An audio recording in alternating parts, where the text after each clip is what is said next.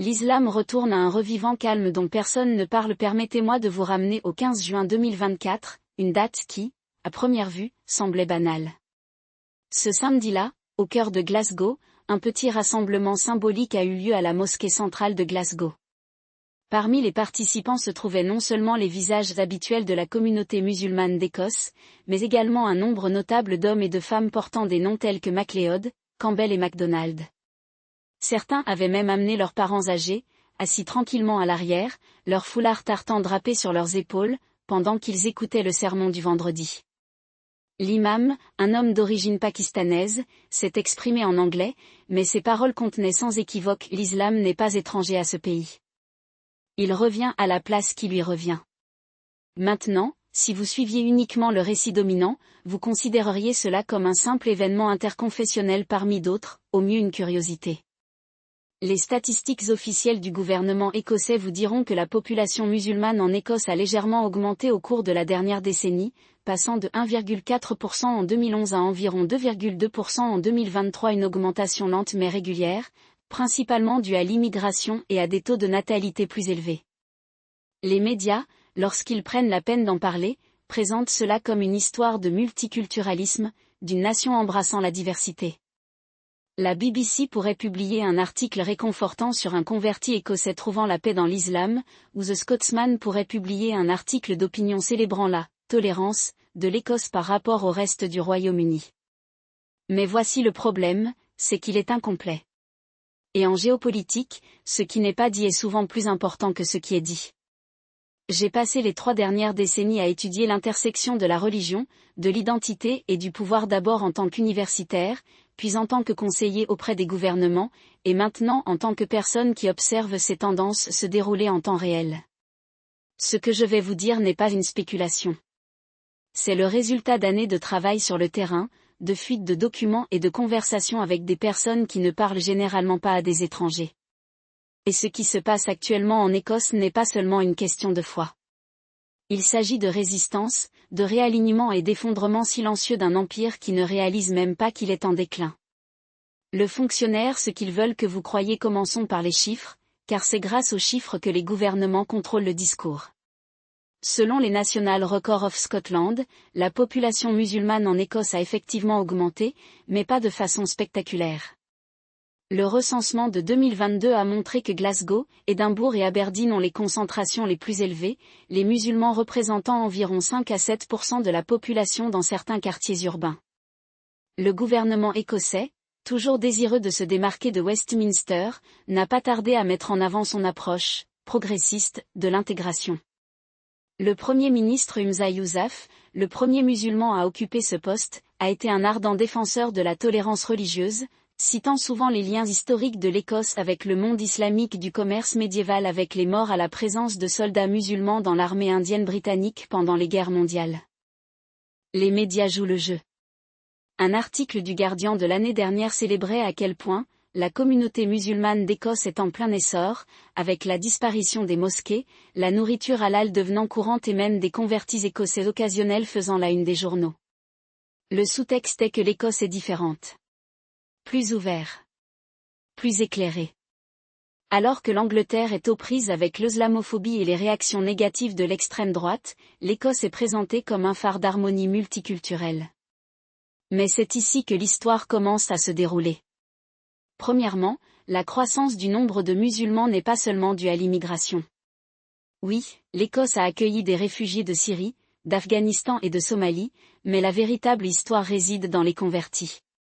La Fondation islamique écossaise estime qu'entre 2015 et 2023, le nombre d'Écossais se convertissant à l'islam a augmenté de près de 300%. Ce n'est pas une faute de frappe. 300%. Et ce ne sont pas seulement des cas isolés. Des familles entières se convertissent, grands-parents, parents, enfants, souvent dans des zones rurales où l'islam était pratiquement inexistant il y a une génération. Dans les Highlands, aux Borders, dans des endroits comme Dumfries et Galloway, des mosquées sont construites là où il n'y en avait pas auparavant. La mosquée centrale d'Édimbourg, autrefois modeste, s'agrandit désormais pour accueillir une congrégation dont la taille a triplé depuis 2010. Deuxièmement, les convertis ne sont pas seulement de jeunes hommes mécontents qui cherchent un sens à une époque laïque. c'est le stéréotype, et c'est en partie vrai, l'islam séduit effectivement certaines classes populaires écossaises qui se sentent abandonnées par l'économie post-industrielle. Mais la vraie surprise, c'est la classe moyenne. Des médecins, des avocats, des enseignants et même quelques anciens ministres de l'Église d'Écosse. Je leur ai parlé. Ils ne correspondent pas au profil des « jeunes radicalisés ». Ils sont instruits, s'expriment clairement et sont profondément engagés dans leur nouvelle foi. Une femme, une ancienne presbytérienne d'Inverness, a déclaré « Je n'ai pas quitté le christianisme. Le christianisme m'a quitté. L'Église d'Écosse est une coquille creuse. L'islam m'a donné la discipline, la communauté et un sens du but que je n'avais pas ressenti depuis des années. Troisièmement, et surtout, cela ne se produit pas en vase clos. Il y a ici un courant géopolitique sous-jacent dont personne dans le courant dominant ne parle. Ce qui se passe réellement, laissez-moi vous dire ce que les données ne montrent pas. Le premier signal d'alarme est le timing. L'augmentation des conversions n'a pas commencé en 2010, ni même en 2015. Elle a véritablement commencé vers 2018, juste au moment où le Royaume-Uni sombrait dans le chaos du Brexit.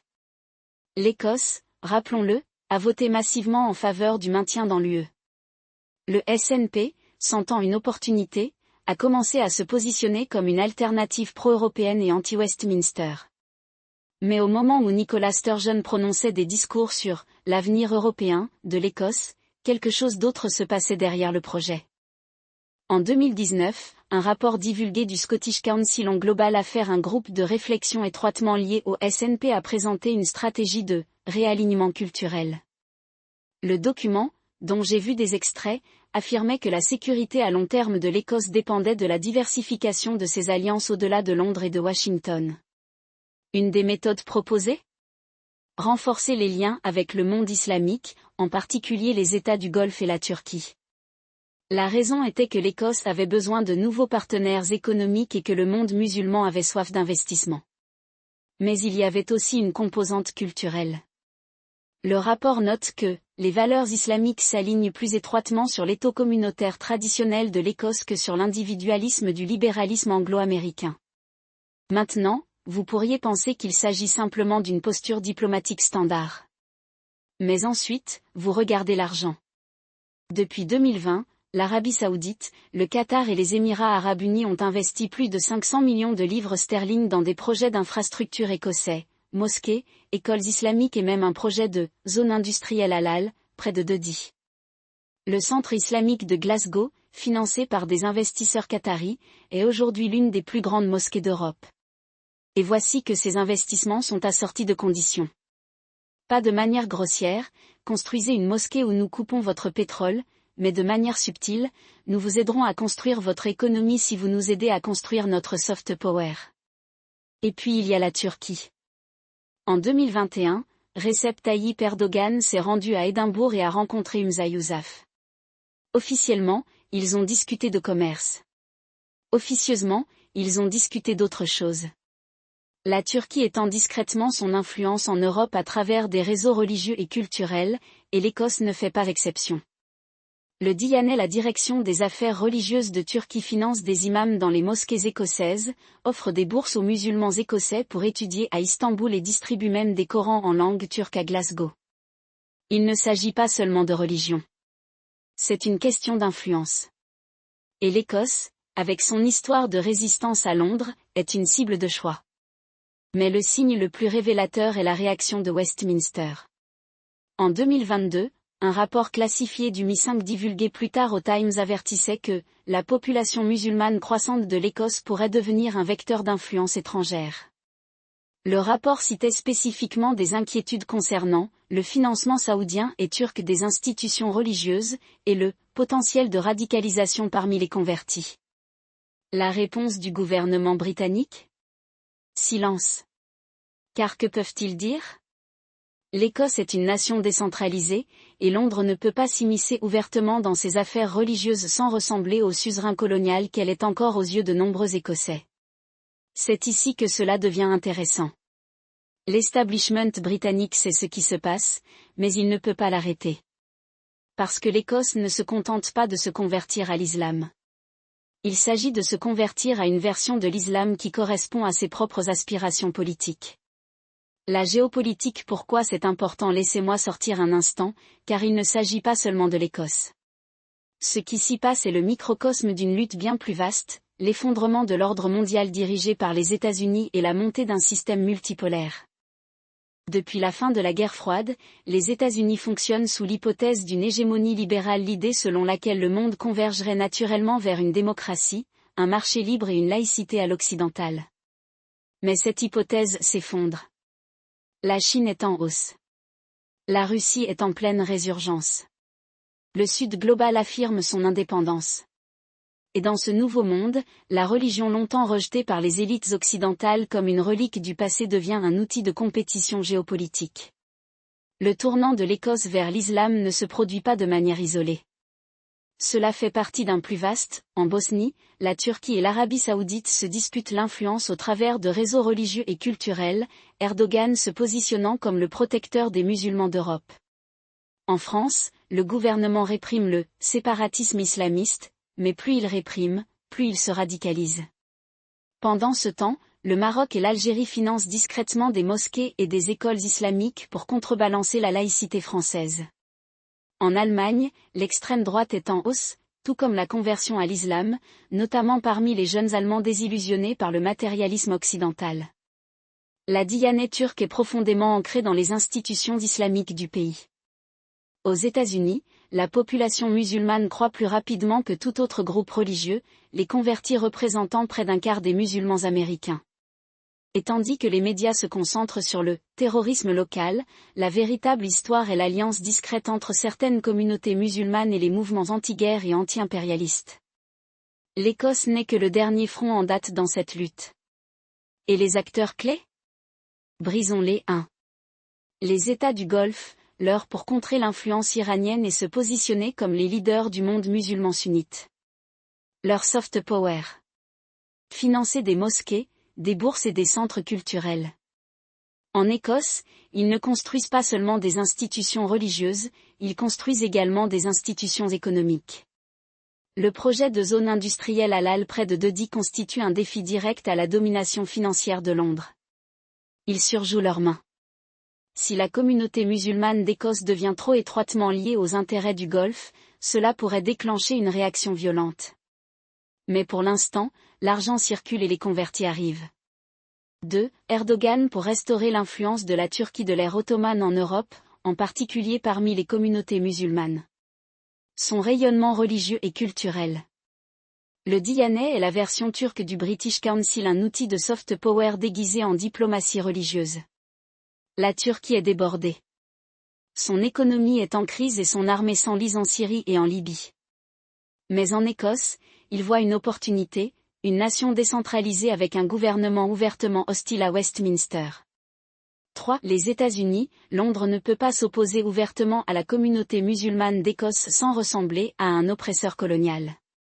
Mais elle ne peut pas non plus ignorer les implications géopolitiques. Le confinement tranquille. Le MI5 surveille la situation, mais il marche sur la corde raide. Toute répression manifeste jouerait un rôle dans le récit de l'oppression anglaise du SNP. Le long terme, si la population musulmane d'Écosse continue de croître, elle pourrait devenir un fossé permanent entre Édimbourg et Londres. Et si l'Écosse devient un jour indépendante, ce fossé pourrait devenir un gouffre. 4. Les États-Unis, Washington aveugle. Les États-Unis considèrent toujours le Royaume-Uni comme leur allié le plus fiable en Europe. Il n'a pas pleinement compris que la relation spéciale s'effiloche sur les bords. Si l'Écosse dérive dans l'orbite de la Turquie ou des pays du Golfe, elle pourrait devenir une porte dérobée pour l'influence étrangère en Europe. Et dans un monde où les États-Unis luttent déjà pour maintenir leur domination, c'est un problème. Plus les États-Unis poussent l'Écosse à choisir son camp, plus ils poussent l'Écosse à ne pas choisir l'Occident. Les implications militaires et stratégiques maintenant, laissez-moi tranquille, je ne dis pas que l'Écosse est sur le point de devenir un foyer djihadiste. C'est un discours alarmiste, et ce n'est pas ce qui se passe. Mais il y a ici des implications stratégiques dont personne ne parle. Premièrement, l'importance militaire de l'Écosse. La force de dissuasion nucléaire britannique, Trident, est basée à Faslan sur la Clyde. Le SNP s'oppose depuis longtemps aux armes nucléaires et s'est engagé à les supprimer si l'Écosse devenait indépendante. Imaginez maintenant si la communauté musulmane d'Écosse, en particulier sa population convertie croissante, commençait à voir le trident comme un symbole de l'impérialisme occidental. Ce n'est pas un scénario tiré par les cheveux. En 2021, un sondage a révélé que 42% des musulmans écossais s'opposaient à l'arsenal nucléaire du Royaume-Uni, contre 28% de la population générale. Si ce chiffre augmente, cela pourrait devenir un obstacle majeur à tout futur gouvernement britannique qui tenterait de maintenir sa posture nucléaire. Deuxièmement, le risque de radicalisation. Pas comme vous le pensez. Le véritable danger n'est pas que les convertis écossais deviennent des terroristes, mais plutôt qu'ils se politisent. Si la communauté musulmane d'Écosse commence à se considérer comme faisant partie d'une oumma mondiale ayant des liens avec la Turquie ou le Golfe, cela pourrait créer une nouvelle ligne de fracture dans la politique écossaise. Il y en a déjà des signes. En 2022, un groupe de musulmans écossais a formé le Parti islamique écossais, qui prône des liens plus étroits avec le monde musulman. Il s'agit désormais d'un mouvement marginal, mais les mouvements marginaux ont le moyen de devenir courants lorsque les conditions sont réunies. Troisièmement, le contexte européen plus large. Si la population musulmane d'Écosse continue de croître, elle pourrait devenir un modèle pour d'autres pays européens. Imaginez si, dans 20 ans, l'Écosse comptait une population musulmane de 10 à 15% non pas grâce à l'immigration, mais grâce à la conversion. Cela en ferait l'une des nations les plus religieusement diversifiées d'Europe. Et si l'Écosse parvient à intégrer sa communauté musulmane, cela pourrait devenir un contre-discours à la rhétorique du « choc des civilisations » qui gagne du terrain en Europe. Mais voici que l'intégration n'est pas la même chose que l'assimilation. Les États du Golfe et la Turquie ne financent pas les mosquées écossaises par bonté de cœur. Ils le font pour créer une communauté qui leur est fidèle, et non à l'Écosse ou au Royaume-Uni. Et c'est là que se joue le véritable jeu géopolitique. La politique intérieure. Pourquoi cela se produit maintenant? Parlons de politique, car il ne s'agit pas seulement de religion ou de géopolitique. C'est une question de pouvoir. Le SNP est au pouvoir en Écosse depuis 2007.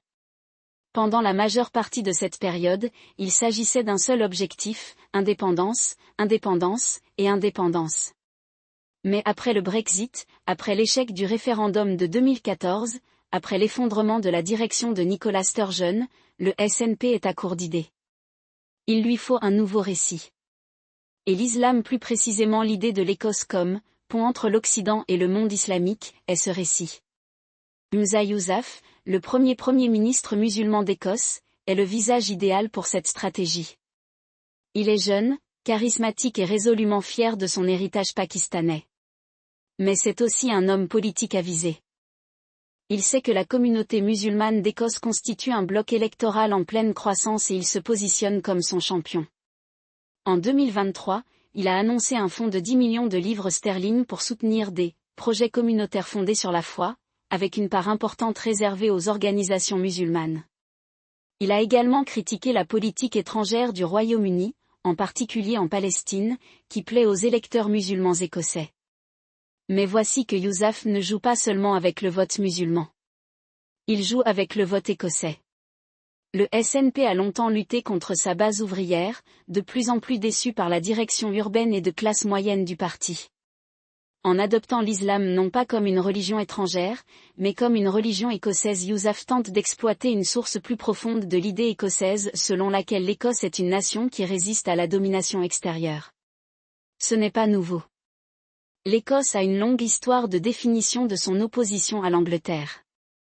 Au XVIe et XVIIe siècle, l'ancienne alliance avec la France était un moyen pour l'Écosse de contrebalancer la puissance anglaise. Aujourd'hui, la « Nouvelle Alliance » avec le monde islamique poursuit un objectif similaire. C'est une manière pour l'Écosse d'affirmer son indépendance, non seulement vis-à-vis de Londres, mais aussi vis-à-vis de l'ensemble de l'ordre libéral occidental. Et ça marche. Un sondage de 2023 a révélé que 45% des Écossais considèrent désormais l'islam comme compatible avec les valeurs écossaises, contre 32% en 2015. Parmi les électeurs du SNP, ce chiffre grimpe à 58%. Le message est que l'islam n'est plus l'autre. Cela fait partie de l'avenir de l'Écosse. Scénario: que se passe-t-il ensuite? Alors, où cela nous mène-t-il? Examinons les possibilités.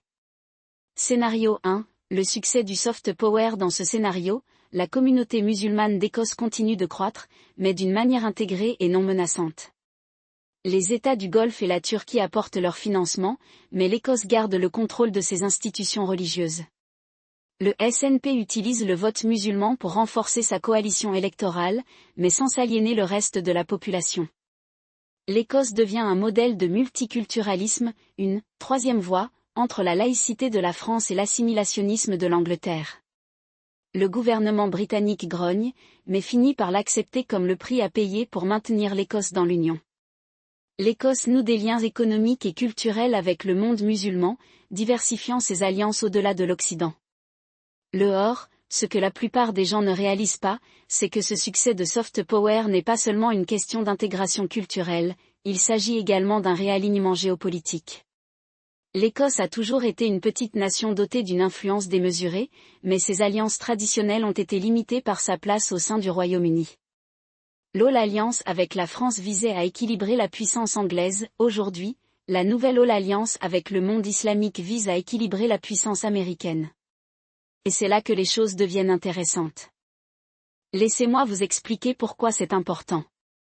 La politique étrangère du Royaume-Uni, à toutes fins utiles, une extension de celle de Washington. L'Écosse, qui fait partie du Royaume-Uni, a été entraînée dans des guerres en Irak, en Afghanistan et en Libye, des conflits profondément impopulaires au nord de la frontière. Mais si l'Écosse commence à cultiver des relations indépendantes avec les pays à majorité musulmane, elle gagnera en influence. Imaginez Humza Yousaf négociant des accords commerciaux avec le Qatar ou la Turquie sans l'approbation de Londres. Imaginez que les universités écossaises organisent des conférences sur la finance islamique alors que Westminster les interdit. Imaginez que les ports écossais deviennent des plaques tournantes pour les investissements du Moyen-Orient tandis que les ports anglais stagnent sous l'austérité. Ce n'est pas hypothétique. En 2022, le gouvernement écossais a discrètement signé un protocole d'accord avec la Banque islamique de développement, une institution dirigée par l'Arabie saoudite, pour financer des projets d'infrastructure.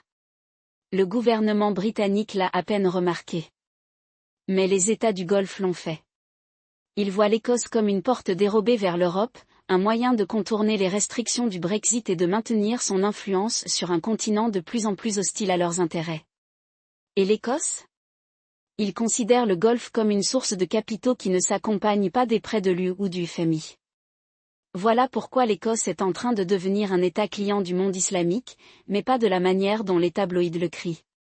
Il ne s'agit pas de la charia ou de conversion massive. Il s'agit de dépendance économique.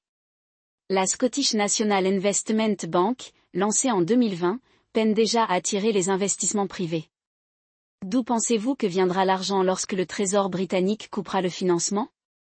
La réponse est inscrite dans les contrats déjà signés avec les fonds souverains de Dubaï. Mais parlons des implications militaires, car c'est là que réside la véritable tension. Les relations de l'Écosse avec l'OTAN ont toujours été compliquées. Le SNP s'est historiquement opposé aux armes nucléaires et la présence du Trident à Faslan est une source constante de friction. Imaginez maintenant si les liens croissants de l'Écosse avec le monde islamique lui offraient un cadre de sécurité alternatif. La Turquie, membre de l'OTAN mais de plus en plus en désaccord avec l'Occident, a déjà exprimé son intérêt pour un approfondissement de la coopération militaire avec l'Écosse. En 2023, une délégation du ministère turc de la Défense s'est rendue à Édimbourg pour discuter d'exercices d'entraînement conjoints. Le ministère britannique de la Défense a qualifié cet échange de « échange de routine ». Ce n'était pas le cas. Que se passera-t-il lorsque l'Écosse commencera à accueillir des navires de guerre turcs dans ses ports? Que se passe-t-il lorsque des soldats écossais s'entraînent aux côtés des forces spéciales turques, accusées de crimes de guerre en Syrie? Que se passe-t-il lorsque les États du Golfe proposent de financer une agence écossaise de cybersécurité, indépendante du GCHQ? Ce ne sont pas des scénarios farfelus. Ce sont les prochaines étapes logiques dans une relation déjà en construction. Et puis il y a la question de la Palestine. Le SNP a clairement exprimé son soutien à la création d'un État palestinien, aux grandes dames de Westminster. Et si la solidarité écossaise n'était pas que rhétorique? Et s'il commençait à fournir un soutien matériel, aide médicale, reconnaissance diplomatique, voire assistance secrète? Le gouvernement britannique s'effondrerait, mais l'Écosse bénéficierait du soutien du monde musulman. Et dans une Europe post-Brexit, où l'UE est de plus en plus fragmentée, ce n'est pas rien. Je ne dis pas que l'Écosse est sur le point de devenir un califat. C'est le genre d'alarmisme qui suscite des clics mais qui manque le pot. Ce que je dis, c'est que l'Écosse se positionne discrètement comme un acteur neutre dans un monde multipolaire. Cela ne s'aligne pas sur l'Occident, ni sur l'Est. Elle se taille son propre espace, utilisant l'islam comme pont vers de nouvelles alliances. Et dans un monde où les États-Unis reculent et où la Chine monte en puissance, c'est un pari intelligent. Mais voici que l'Écosse ne peut pas gagner sur deux tableaux. Il ne peut pas faire partie du Royaume-Uni et être également client des États du Golfe. Il ne peut pas accueillir de bases de l'OTAN ni de navires de guerre turcs.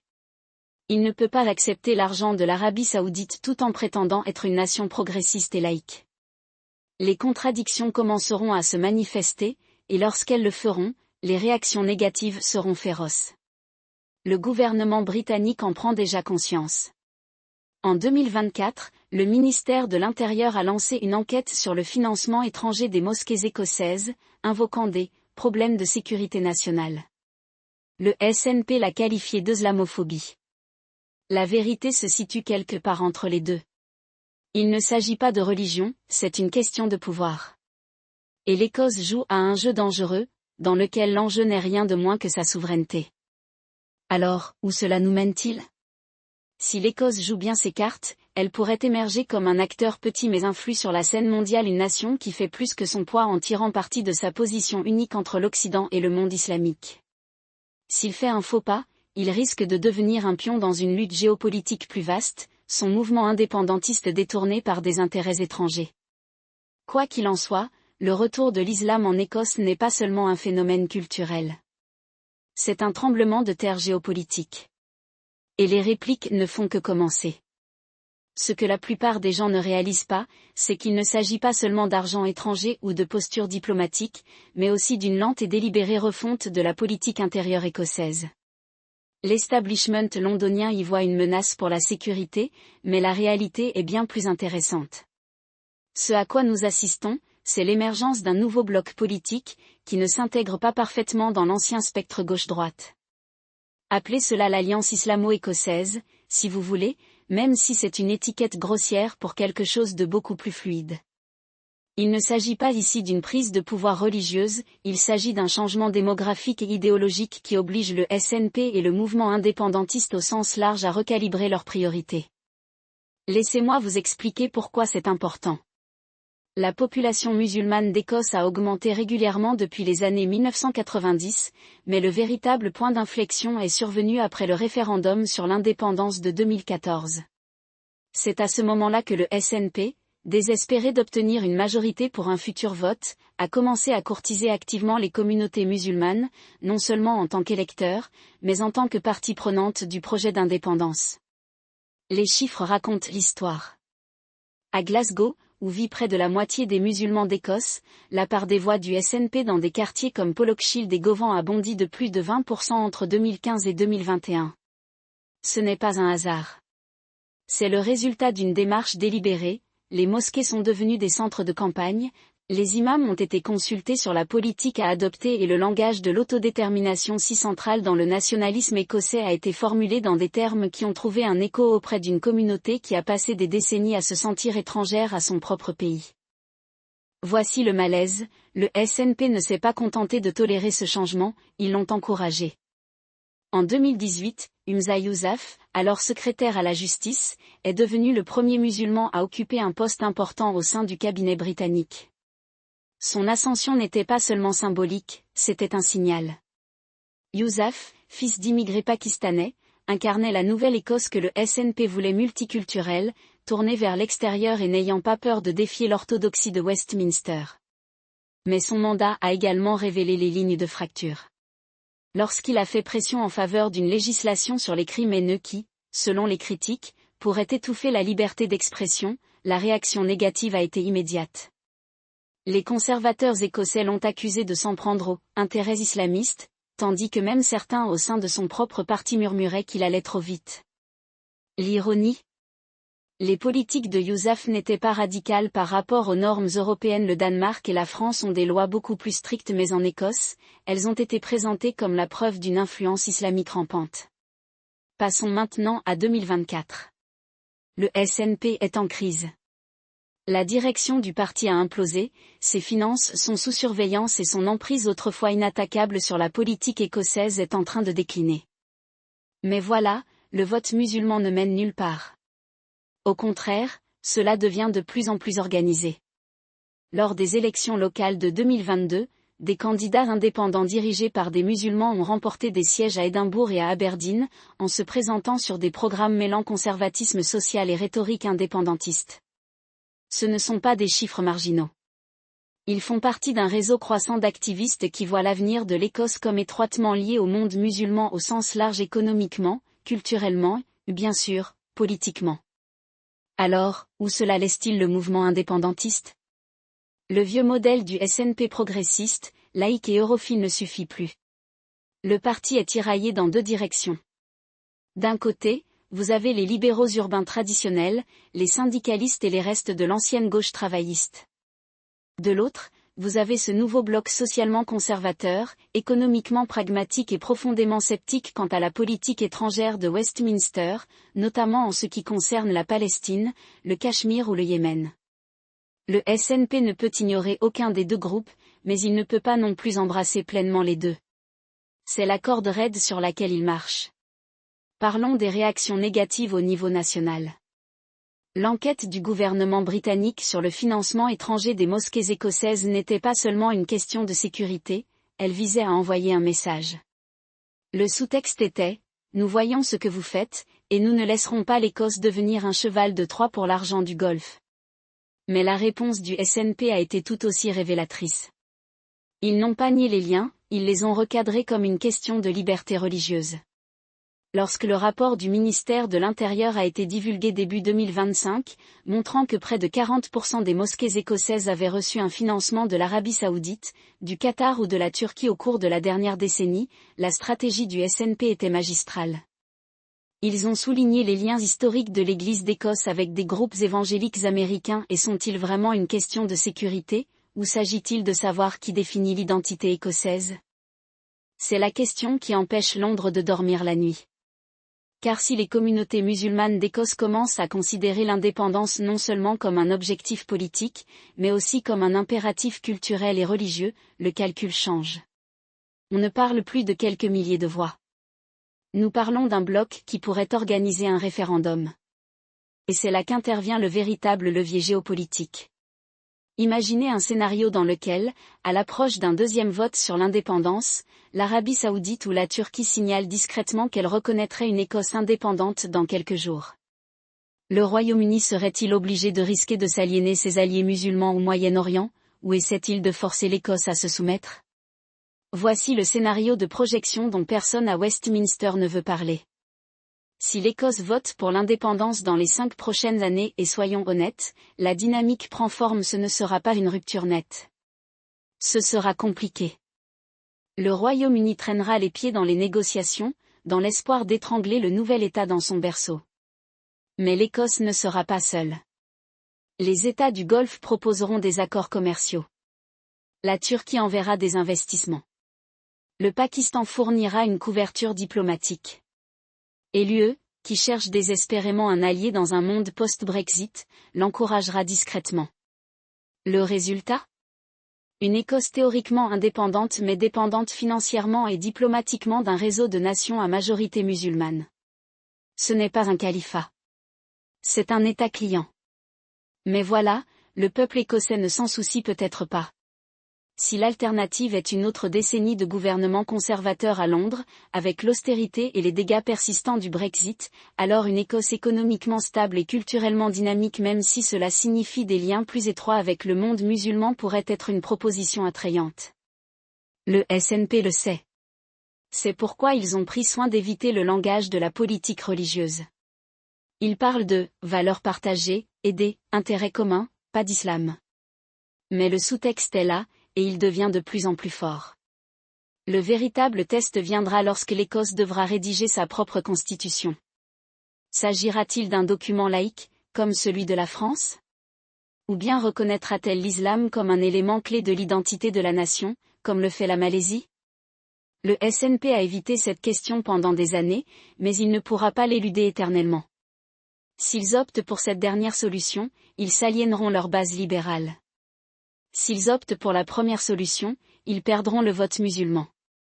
Quoi qu'il en soit, les contradictions feront surface.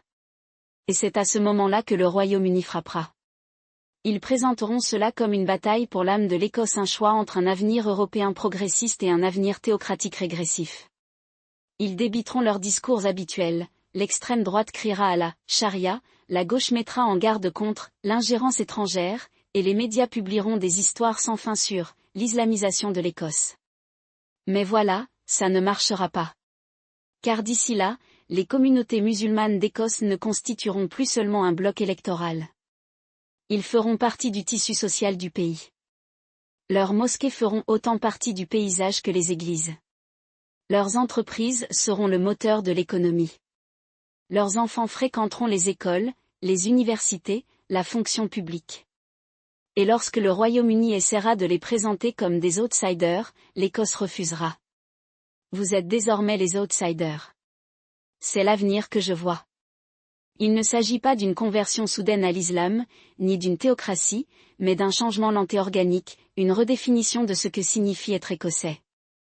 Et dans un monde où les anciennes alliances s'effondrent, cela pourrait être le jeu le plus intelligent de tous. Ce que la plupart des gens ne réalisent pas, c'est qu'il ne s'agit pas d'une expérience de pensée abstraite, cela se produit déjà sous forme de chiffres.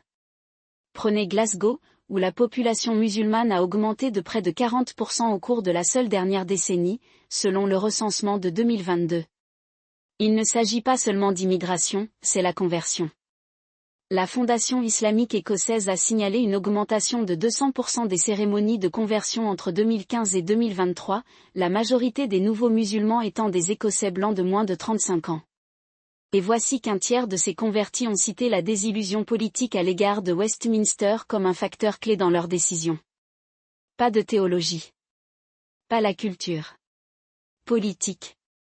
Quand les gens qui sont censés vous représenter passent une décennie à vous dire que l'indépendance est une chimère, que l'austérité est nécessaire, que le Brexit a été un triomphe, eh bien, il n'est pas étonnant que certains commencent à chercher des alternatives là où leur voix compte réellement. Laissez-moi vous expliquer pourquoi cela est important au-delà de l'Écosse. L'establishment britannique a passé des siècles à perfectionner l'art de diviser pour régner, mais il a toujours eu un aveugle, il suppose que la loyauté est statique. Il pense que si vous êtes né écossais, vous vous définirez toujours contre l'Angleterre, mais jamais contre l'idée même de britannicité. Il pense que si vous êtes musulman, vous serez toujours un étranger, quel que soit le nombre de générations que votre famille a vécu ici. Mais que se passe-t-il lorsque ces deux identités écossaises et musulmanes commencent à se chevaucher d'une manière qui prive les anciennes catégories de sens? C'est le scénario cauchemardesque pour Londres. Car si l'Écosse parvient à se redéfinir comme une nation qui embrasse l'islam comme faisant partie de son identité moderne, alors l'ensemble du projet britannique commence à ressembler à une relique. Voici le malaise que le SNP n'a pas eu l'intention de créer cela. Ce sont des pragmatiques, pas des révolutionnaires. Mais ils sont également réalistes et ont vu les communautés musulmanes d'Écosse devenir parmi les groupes les plus organisés et politiquement engagés du pays. Prenez Humza Yousaf, l'ancien Premier ministre, oui, le premier musulman à occuper ce poste, mais plus important encore, un homme qui a compris que sa foi n'était pas un handicap, c'était un atout. Lorsqu'il a poussé l'Écosse à accueillir plus de réfugiés que le reste du Royaume-Uni réuni, lorsqu'il a condamné l'islamophobie à Westminster alors que les conservateurs débattaient encore de l'interdiction de la burqa, il ne se contentait pas d'avancer un argument moral. Il en faisait une géopolitique. Il était que l'Écosse ne devait pas nécessairement être comme l'Angleterre. Nous pouvons être autre chose. Et c'est là que la grande stratégie entre en jeu. Si l'Écosse veut survivre en tant que nation indépendante, elle ne peut pas se contenter d'être une version réduite du Royaume-Uni. Il lui faut un moyen de vente unique. L'ancien, le pétrole, est en train de se tarir. Le nouveau pourrait constituer un pont entre l'Europe et le monde musulman. Non pas comme le Royaume-Uni essayait de l'être, en tant que suzerain colonial, mais en tant que partenaire égal. Regardez les chiffres.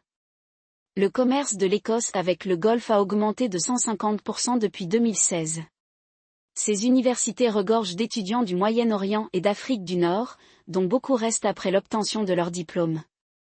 Son industrie alimentaire halal vaut plus d'1 milliard de livres sterling par an. Il ne s'agit pas seulement d'opportunités économiques, ce sont des questions culturelles. Ils sont la preuve que l'Écosse n'a pas à choisir entre être européenne et mondiale. Cela peut être les deux. Mais voilà, cela ne fonctionne que si l'Écosse est prête à faire preuve d'audace. L'alternative est de continuer à respecter les règles de Londres, où l'Écosse n'est qu'une autre région à gérer, où ces communautés musulmanes sont tolérées mais jamais vraiment acceptées, où l'indépendance est toujours hors de portée. C'est la voie de moindre résistance, et c'est celle que le SNP suit sur la pointe des pieds depuis des années. Mais le monde ne récompense plus la prudence. Les pays qui prospèrent sont ceux qui osent se redéfinir. Regardez l'Irlande, qui est passée du statut de pays pauvre et agraire à celui de pôle technologique en accueillant sa diaspora et ses connexions mondiales. Regardez le Portugal, qui a transformé son passé colonial en un avantage de soft power. L'Écosse pourrait faire de même, mais seulement si elle cesse de considérer l'islam comme un problème à gérer et commence à le considérer comme une partie de la solution. Bien sûr, il existe des risques. L'extrême droite va crier. Les médias vont hyperventiler. Le Royaume-Uni tentera de présenter cela comme une descente dans le chaos. Mais voilà, ce n'est effrayant que si vous n'y êtes pas préparé. Les communautés musulmanes d'Écosse s'y préparent depuis des décennies. Ils ont construit des institutions. Ils ont noué des alliances. Ils ont montré qu'ils n'iront nulle part. La question est de savoir si le reste de l'Écosse est prêt à faire la moitié du chemin. Et c'est le véritable test de l'indépendance. Il ne s'agit pas seulement de drapeaux, de passeports ou de monnaie. Il s'agit de savoir si une nation est assez courageuse pour se réinventer. L'Écosse a toujours été une terre de réinvention, les Pictes, les Gaëls, les Vikings, les Normands, les Anglais, les Britanniques. Chaque vague a changé ce que signifiait être écossais. Pourquoi l'islam ne serait-il pas le prochain? Non pas en remplacement, mais en complément. Non pas comme une menace, mais comme une force. Je vous laisse avec ça. En 2021, un sondage a révélé que 42% des Écossais de moins de 30 ans déclaraient qu'ils soutiendraient une Écosse indépendante, même si cela signifiait des liens plus étroits avec les pays à majorité musulmane. Ce n'est pas une majorité, mais c'est une pluralité. Et en politique, les pluralités sont le point de départ des révolutions. L'establishment britannique fera tout ce qui est en son pouvoir pour mettre un terme à cette situation. Ils diront que c'est dangereux. Ils diront que c'est non écossais. Ils l'appelleront comme ils le souhaitent pour maintenir le statu quo. Mais c'est le statu quo qui nous a amenés ici, une Écosse stagnante économiquement, politiquement divisée et culturellement à la dérive. Si l'alternative est une Écosse confiante, connectée et qui n'a pas peur d'embrasser son avenir, alors peut-être c'est un risque qui vaut la peine d'être pris. Après tout, les Écossais n'ont pas construit un empire en jouant la sécurité. Ils l'ont fait en osant être différents. Il est temps d'oser à nouveau.